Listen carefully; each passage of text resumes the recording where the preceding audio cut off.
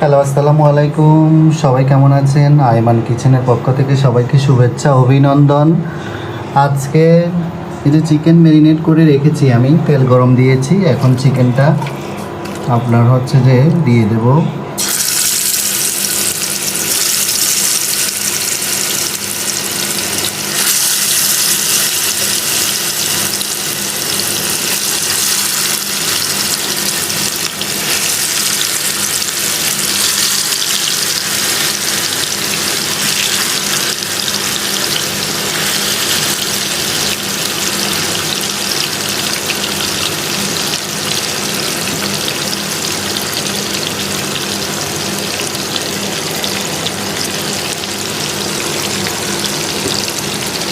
আগে থেকে ম্যারিনেট করে রাখলে চিকেনটা অনেক ভালো হয় এবং মজা হয়।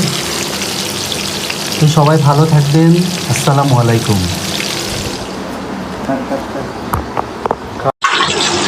পাট শাক রান্না করলাম, সাথে ভর্তা, পোড়া মরিচ, আর চিকেনটা হয়ে আসলো।